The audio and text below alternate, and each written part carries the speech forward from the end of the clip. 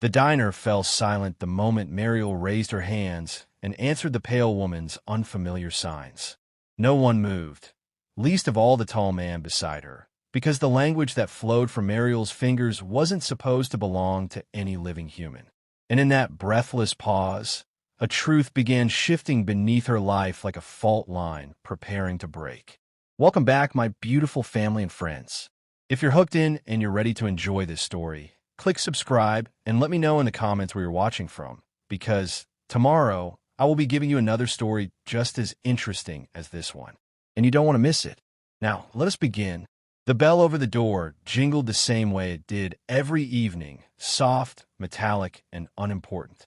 Most nights, that sound meant nothing except that another customer had wandered into Williford's only late-night diner, hungry for pancakes or pie or company. But tonight, the sound seemed to land differently. A bit too sharp, a bit too cold, a bit too aware of itself. Mariel Vaughn didn't look up at first. Her focus was on the mug in her hand, a chipped turquoise thing that the manager kept forgetting to throw away. She was drying it, not because it needed drying, but because it gave her something to hold, something to do, something to fill the quiet. Quiet was where she lived most of her life. Then she heard it, a footstep that didn't match the others in the place. Too measured, too smooth, too practiced, like a dancer or a creature that learned to mimic one. She looked up. A tall man stood in the doorway, framed by the silver of the streetlights outside. His skin was strikingly pale, as if touched by frost rather than sun. His features were sharp but calm, the kind of calm that read as dangerous, the kind that made your instincts wake up even while your logic said everything was fine. But what caught her attention was not him. It was the older woman at his side. Small, elegant, silver hair pinned in a style decades out of fashion. Her eyes held a strange depth, something like wisdom, something like time, something like old storms waiting out the quiet. They walked together, though the older woman moved with a faint stiffness. The man's hand rested lightly at her back, guiding without touching, watching without seeming to. Mariel straightened, brushing invisible lint off her apron. "Hi," she began quietly, voice barely above the rain tapping the windows. "Evening. Sit anywhere you like." The man nodded once. His eyes, an oddly pale gray, flashed quickly over the room, taking in the booth options, the staff, the exits in one smooth sweep that looked less like scouting and more like instinct. He chose a booth in the corner. Mariel exhaled through her nose. Just another set of customers. Nothing unusual, except something in her chest prickled, the way it did when she stepped too close to the old house where her great-aunt used to live, as if a thread of her past had lightly tugged on her sleeve. She grabbed menus and walked toward them, steady but slow. The older woman lifted her gaze first. Her expression softened, unexpected, almost gentle, as she took in Mariel's face. There was recognition there, which made no sense at all. Mariel offered a small smile. "Welcome. Coffee? Tea? Water?" The older woman tilted her head and did not answer. The man inclined slightly. "She's deaf," he said, voice even low. "She reads lips, but prefers not to. I can interpret if—" Before he finished, the older woman raised her hands and signed. Not ASL, not anything Mariel had seen another human use. It was the language of her childhood summers. The graceful, flowing, ancient gesture patterns her great-aunt had pressed into her hands with solemn seriousness. The signs that always felt like secrets. Without thinking, Mariel responded. Her hands rose. Her fingers moved. Her mind didn't catch up until halfway through the sentence. She signed back. "It's nice to meet you. Would you like something warm to drink tonight?" A fork clattered somewhere behind her. Someone gasped softly. The manager lifted his head from the register. Even the air paused. The older woman's eyes widened, not in confusion, but in recognition so sharp it hurt to look at. Her lips shaped a smile. The man's reaction was different. He froze, completely still, like a predator assessing a threat. His pale eyes narrowed slightly. "That," he said quietly, "is not possible." Mariel's heart stumbled. She swallowed. I'm sorry. I didn't mean to. Did I say it wrong?" No, his gaze sharpened. You said it perfectly. His mother signed something rapidly, urgently, her movements trembling with emotion. The man held up a hand to her, but she ignored him. Mariel understood every word. You know the old signs the older woman signed. How? Who taught you? Mariel's hands twitched. Her fingers felt cold. She parted her lips, but no answer came out. She blinked. I learned them from my great-aunt. The older woman looked shaken. A hand pressed her chest. She signed something else, small, hesitant. What was her name? Her name was... She stopped. The name tasted wrong. The memory felt suddenly dangerous. She didn't know why. The man leaned in, lowering his voice. Tell me her name. His tone wasn't threatening. Not exactly. It was something else, a quiet demand rooted in need rather than authority. Mariel took a slow breath. Her name was... The words dissolved before they reached her mouth. Because she didn't know her name. She had known it all her life. She had spoken it hundreds of times. Her father had said it. Her mother had said it. Papers had been signed with it. But now, suddenly, strikingly, she couldn't remember it. Couldn't pull the name from her own mind, as if something had gently erased it. What's wrong? The man asked. Mariel shook her head. I don't know. I know who she was. Her name. Lightheadedness crept up her neck. She steadied herself on the edge of the booth. The man watched her with unnerving care. Sit down, he said softly. You're overwhelmed. I'm fine, she whispered. You should sit. His tone remained calm. Not forceful, but immovable. Mariel sat. The older woman reached across the table and took her hand gently, heat radiating through her thin fingers. Her eyes softened with something like sorrow. You were touched by an old bond, she signed. One that should not exist in you. Mariel stared. What does that mean? But the older woman only pressed her hand again. The man cleared his throat. Let's start with this. My mother's name is Seraphine. My name is Lucien Hale. Mariel nodded silently. Lucien continued. What you signed, humans do not know that language. It's older than ASL. Older than most modern sign systems. It's not used by mortals. Mariel frowned lightly. Mortals? Lucien hesitated, but only for a moment. Then he said it plainly, as if the truth were simpler than the lie. We're vampires. Her first instinct was to laugh. She didn't. Her second instinct was to run. She didn't do that either. Instead, she whispered, right? Lucien studied her expression. You think I'm joking? You could be, she said quietly. People say strange things at 11 p.m. Coffee helps. Seraphine smiled softly, the kind of smile that carried centuries of patience. Lucien leaned back. You don't have to believe it yet. That's good, Mariel said. Because I don't. He lifted an eyebrow. But you know our language. That's just something my great-aunt taught me. Which is impossible, he said calmly. Seraphine signed something. Her blood recognizes us. Lucien nodded once, expression tightening. We need to understand how. Mariel stiffened. No, I don't need anything. I'm just a waitress. I don't know you, and you don't know me, and this is a coincidence. His voice barely rose. Coincidences do not touch our world, Mariel. She swallowed. Lucien's gaze sharpened. Your great-aunt, describe her. Mariel tried. The memory of the old cottage. The smell of lavender. The fading wallpaper that curled at the corners. The slow, graceful movements of her hands. The rule she always repeated. Never ask me where I learned these signs. But when Mariel tried to picture her face clearly, something blurred, as though time itself fogged over the memory. Lucien watched her carefully. You can't see her, can you? He asked quietly. I remember her, Mariel replied, defensive. I do. What does she look like? She's... A breath. Another breath. Her hands trembled. She had gray hair. Or maybe dark hair. I can't. Why can't I picture her? Seraphine inhaled sharply, a sound filled with aching recognition. She signed a veil. Someone veiled her. Mariel's throat tightened. Veiled her. Lucien looked at his mother, then at Mariel. It means, Lucien said carefully, that someone hid her from memory. That's ridiculous. It is. But so is using a dead language no human should know. Quiet fell between them. Mariel stared down at her hands. Hands that had just spoken a language she hadn't used in years, hands that now felt foreign to her. The diner around them seemed to fade. The hum of conversation thinned. The sizzling of the grill dulled. The world pulled back as though giving them space to face a truth that refused to stay buried.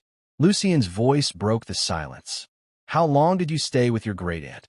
3 summers, Mariel said, from ages 9 to 12. "And after that?" "She moved away," Mariel said automatically. But even that sounded uncertain. Seraphine squeezed her hand, gentle but firm. "Do you want to know the truth?" She signed. Mariel hesitated. "Yes," she whispered. But the question pressed deeper, heavier, slipping beneath the surface of her thoughts. Did she truly want to know the truth of herself? What would you do, reading this? Would you take the offer to learn the truth or walk away? Tell me in the comments. Lucien sat straighter. "Then you need to hear what my mother is asking you." Seraphine released Mariel's hand and signed with slow, deliberate clarity. "Child, has anyone ever told you you're not entirely human?" The words landed like a second heartbeat cracking open inside her. Mariel swallowed hard. That's not funny. "We're not joking," Lucien said gently. She shook her head. "I'm human. I've lived here my whole life." "My parents, were their names?" Lucien asked. She blinked. "There." Her mouth dried. She knew them. She loved them. But suddenly the names wouldn't come. Lucien leaned forward, voice steady. "Tell me your parents' names." Mariel opened her mouth. Silence. She tried again. "Air only." Lucien exhaled. "This is worse than I thought."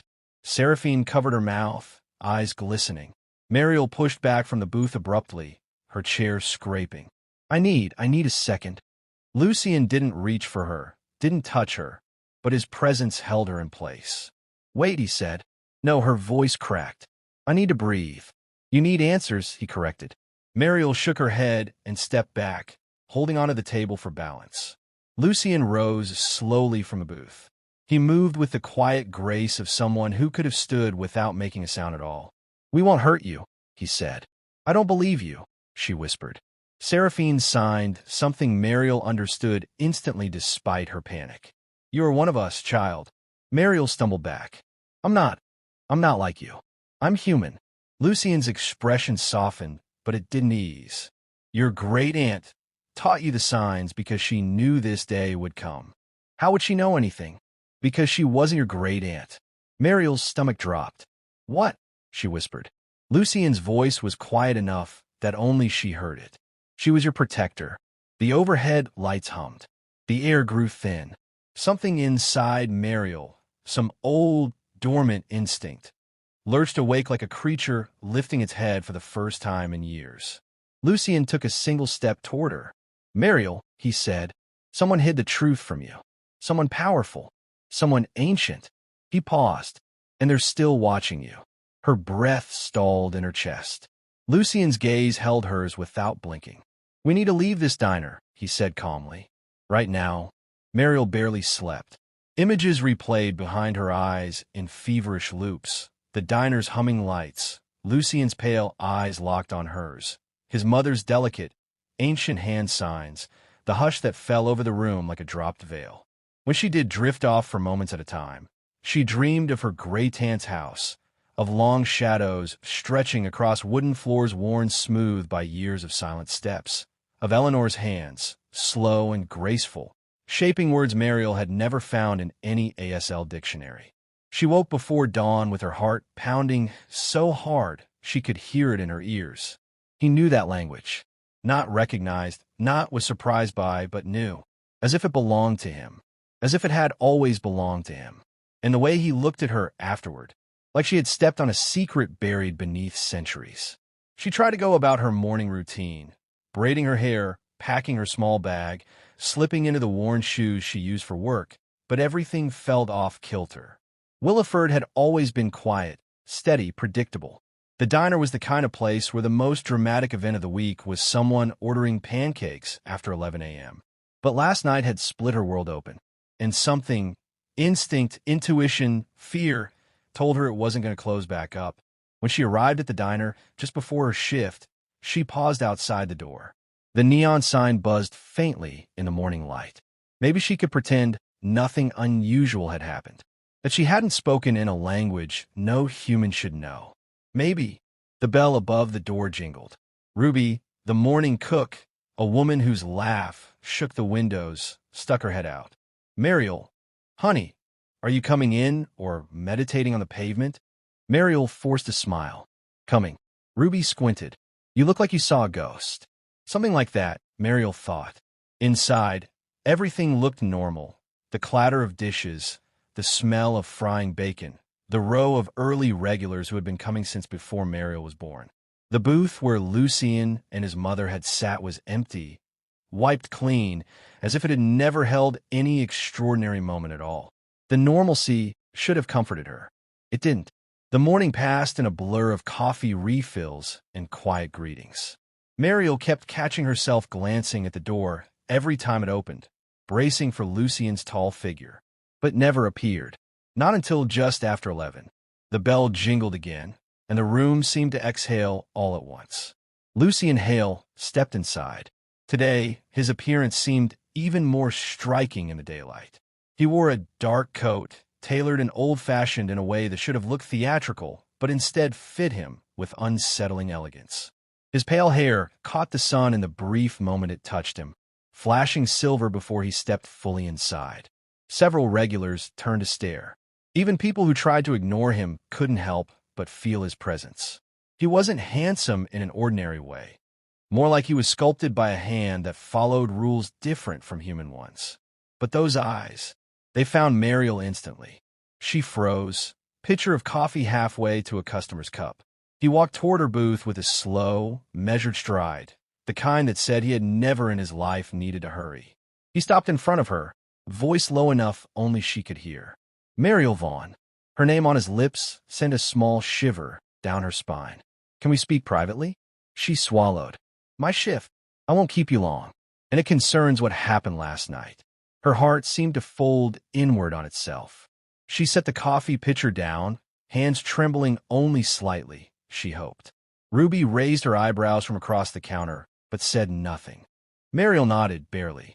Lucien gestured toward the hallway at the back of the diner, where the restrooms and supply closets were. Quiet, out of sight. She followed him. The hallway's hum of fluorescent lights felt louder than usual. Lucien stopped near the coat closet and turned. What you did last night, he said softly, you shouldn't be able to do. Mariel's breath caught. So you said, no human knows that language. It belongs to a lineage far older than any living now. Except my family. Mariel folded her arms over herself defensively. Maybe my great-aunt learned it somehow. Maybe she... No, he shook his head gently. You misunderstand. This dialect isn't just ancient. It was never meant to be seen outside certain circles. It's private, taught only to the deaf among us. Among who? She whispered. Lucien hesitated, as though debating something. Then his voice softened, almost regretful. My kind. Mariel steadied herself, though she felt as if the floor might tilt. You mean vampires? Lucien's eyes flickered. Yes. She wanted to laugh, to crack the tension, to deny it, but the memory of his mother's hands moving in those ritualistic gestures made laughter impossible. Eleanor's hands making the same shapes. How could Eleanor know that language? She whispered. I don't know. He took one step closer, careful, controlled. But I need to find out. Mariel's thoughts tangled into knots. I can't help you. She died years ago. But she taught you. That means you are the last living bridge to something my people have lost. His gaze held something intense. Not hunger, not threat, but urgency. I only ask for your time. A chance to understand. Will you allow me that? Mariel pressed her back against the wall gently, grounding herself. I don't even know you. His jaw tightened for a moment, then relaxed. Then let me change that. She expected him to reach for her hand, some dramatic gesture. But he didn't. He stayed entirely still, as though afraid of startling her. She appreciated that. Before she could answer, a voice shrilled at the end of the hallway. Mariel? Everything okay back there? Ruby. Lucien stepped back immediately, giving her space. His voice dropped even lower. I will return tonight, after your shift. If you agree, meet me outside. If you do not, I'll understand. He turned away before she could respond and left through the back door, moving silently despite the heavy boots he wore. She stood alone in the hallway, pulse tapping frantically under her skin. Tonight, the word echoed through her chest. She didn't know what scared her more, meeting him again, or wanting to. Her shift dragged on at a pace that felt almost cruel. Every clatter of dishes echoed louder than normal. Every conversation pulled her in and out of her own head. Ruby noticed. Of course she did. "Honey," she said during the lull between lunch and dinner, "you sure you're okay? You've been walking around looking like you're about to float through the ceiling." "I'm fine," Mariel murmured. Ruby snorted. "Liar. Is this about that tall drink of ghostly water from last night?" Mariel flushed so fast she could feel the warmth crawl down her neck. "Ruby, I'm just saying, men don't stare at you like you're the last sunrise on Earth unless something's going on." "Nothing is going on," Mariel insisted. Ruby leaned on the counter, peering over her glasses. "Do you want something to be going on?" Mariel froze. It was a simple question. Teasing. Casual. But the answer? The truth coiled inside her in ways she didn't fully recognize yet. "I don't know," she said softly. Ruby's gaze softened. "Then that's your answer for now. And that's okay. You take your time with whatever this is." Mariel nodded gratefully. But time was the one thing she wasn't sure she had. The sun dipped below Williford's trees in soft reds and golds as her shift ended. She wiped down her last table, tied her apron in a neat knot, and stepped outside into the cooling night air. He was there, leaned against a lamppost like he'd been carved into place. The streetlight painted his hair pale silver again, and his face looked both old and young, timeless in a way that defied logic. Lucian straightened when he saw her. No smile, just that calm, patient intensity. "You came," he said quietly. "I still don't know why," she replied. "I do." His eyes didn't leave her. "You want answers? And maybe so do I." They stood for a moment in silence, the night rustling gently around them. "What happens now?" Mariel whispered. Lucian hesitated. Then, with surprising vulnerability, he said, "Now, I take you to someone who can help us both understand." "Us?" "Yes." His gaze softened only slightly. "Your life touched ours long before you realized it. You deserve the truth. And my people deserve to know how that truth survived." He extended his hand, not demanding, not even offering exactly, just letting it exist as a possibility. Mariel stared at it.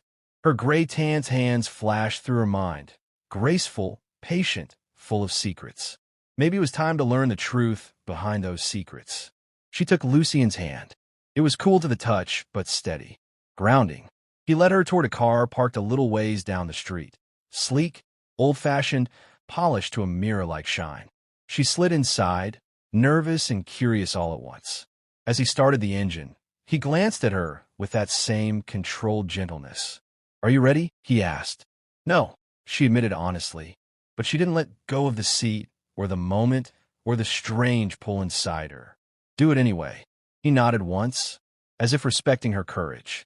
As they pulled onto the empty road leading out of Williford, Mariel felt a shift deep inside her, a sense that her life was dividing into before and after. The night swallowed the road ahead, the headlights carving a pale path through darkness. And Mariel Vaughn, the shy waitress who avoided attention at all costs, was walking willingly into the heart of a secret older than anything she had ever imagined. If you were Mariel, scared, curious, and pulled toward danger you don't fully understand, would you have gotten into Lucian's car? Why or why not? Leave your thoughts below. The night after the confrontation at Williford's edge arrived, wrapped in a tension so dense it almost hummed. The wind carried a strange metallic scent, the kind that usually followed lightning, except the sky was moon-clear. Mariel felt it before she stepped outside the diner. Something was coming. Lucian walked beside her, his gaze sweeping the dusky tree-line like he expected it to peel open and reveal teeth. His mother, Seraphine, leaned on her cane just a little, though Mariel suspected the frailty was deception. In her movements was something old and sharp, honed across centuries. "Are we ready?" Mariel whispered. Lucian didn't answer at first. Only when they reached the dark stretch of road, leading toward Eleanor's old house, did he finally turn to her. No, but we walk anyway. They walked. Mariel hated how familiar everything looked. The same sagging fence, the same lopsided mailbox, even the same stubborn weeds growing between the stones of the walkway. Eleanor's house had been empty for years, but it still stood as if waiting for her return. With every step, memories pressed in, summer evenings filled with silent stories, her gray-tant's fingers moving like living lace, the warm light of old lamps, the smell of cedar and dust. Lucien slowed at the door. Seraphine touched Mariel's arm, signing slowly for clarity. We stay behind you. They will want to see you first. They? Mariel whispered, but she already knew. She pushed open the door. The air inside was still like a church at midnight. Dust motes floated in shafts of moonlight. Everything was just as it had been when she was 9. Chairs slightly crooked, books stacked by the old rocker, a blanket folded as if Eleanor had simply stepped out for a moment and would return. But the silence was wrong. Too large. Too expectant. Lucien's posture stiffened instantly. Seraphine lifted her chin. Then Mariel saw them. Figures coalescing out of shadow, as though darkness itself had learned how to stand. 5 vampires, 3 male, 2 female, cloaked in muted colors, their eyes pale as frost. Their expressions were unreadable, but none of them looked surprised. The tallest stepped forward. His long, angular face looked chiseled from grief and stone. You speak our mother's language, he said, without moving his lips. He signed it. Perfectly. Anciently. Mariel's breath caught. I learned from my great-aunt, she replied, her hands trembling but precise. He looked towards Seraphine, not at Lucien, but at his mother. Your bloodline passed it down to her. As it must. Lucien moved quickly, stepping between Mariel and the group. Explain yourselves. But Seraphine raised her hand. Lucien froze. She stepped forward, her voice quiet but laced with steel. This house was not chosen at random. Eleanor was not random, nor was Mariel. Mariel blinked. What do you mean? Eleanor was from my dad's side, just a human woman. No, Seraphine whispered. She was what your people once called a keeper.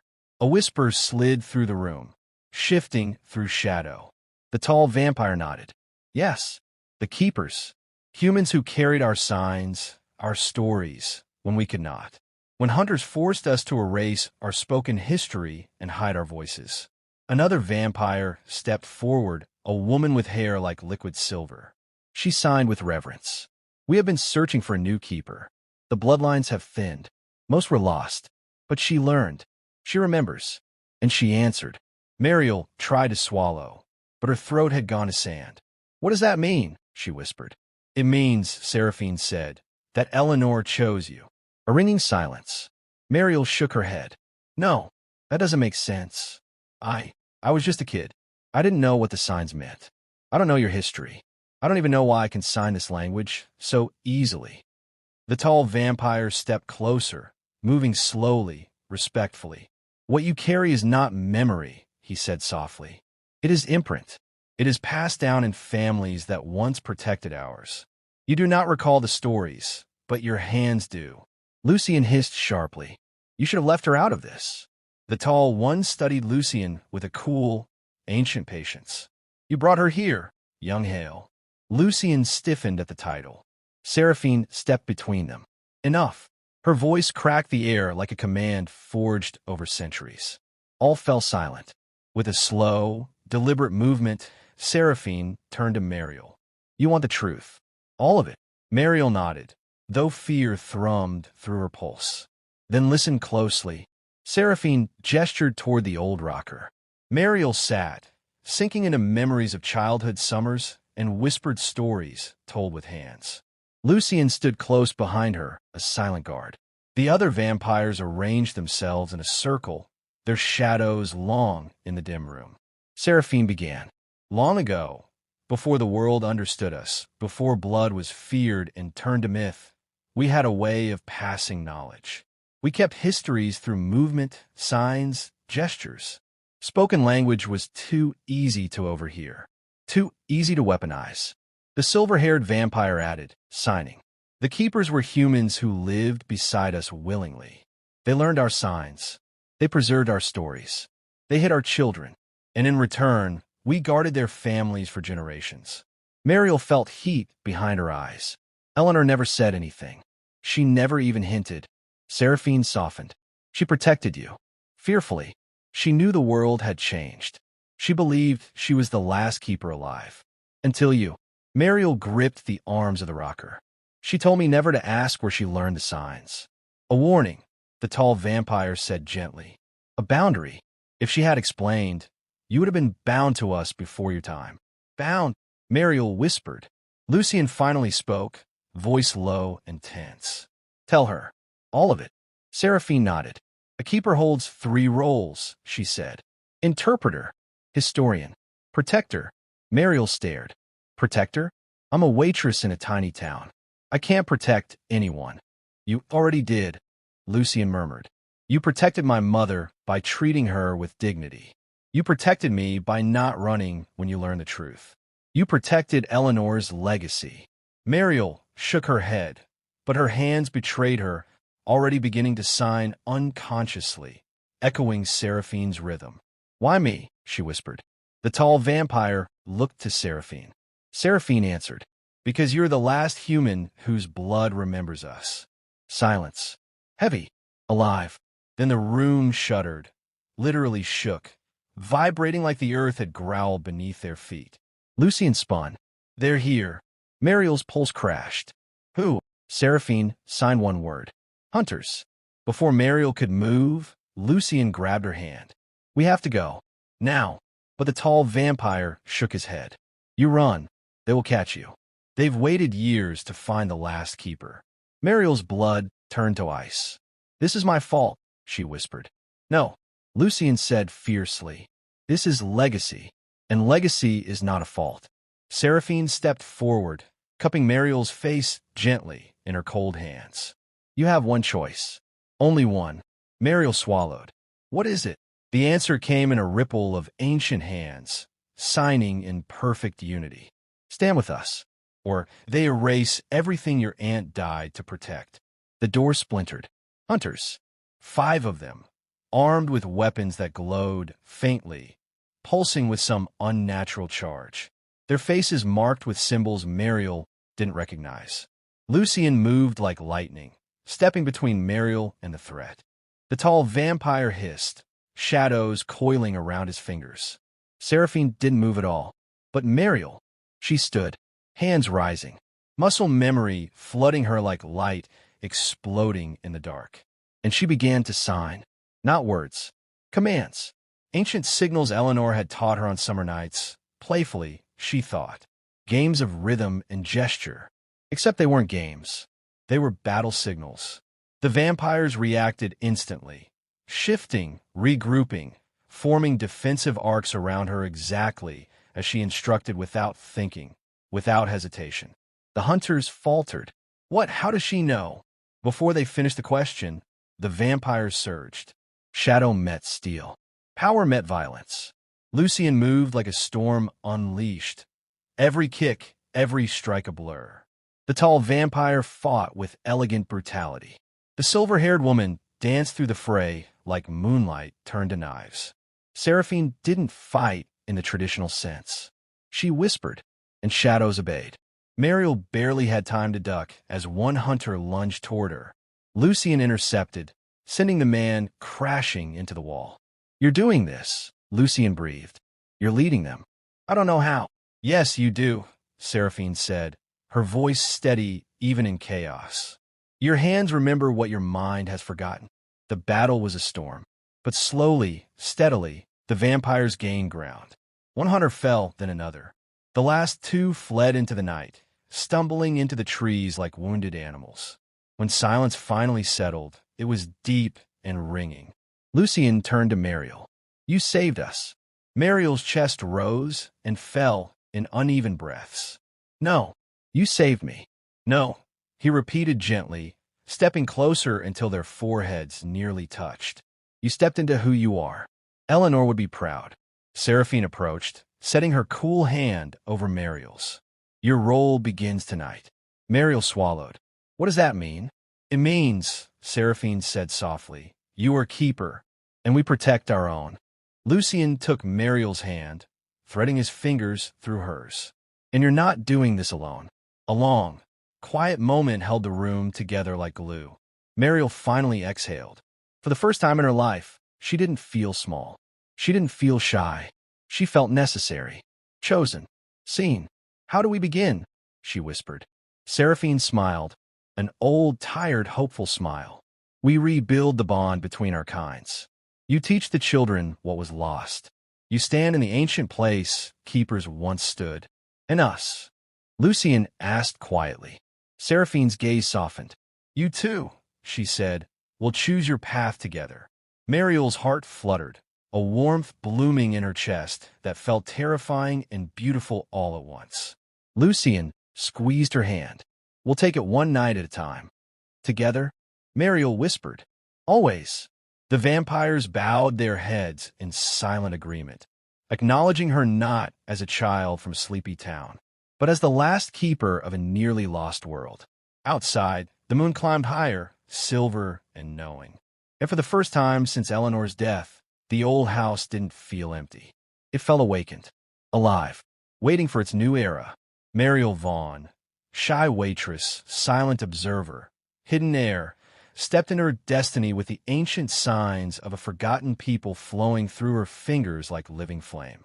The vampires, her vampires, stood with her.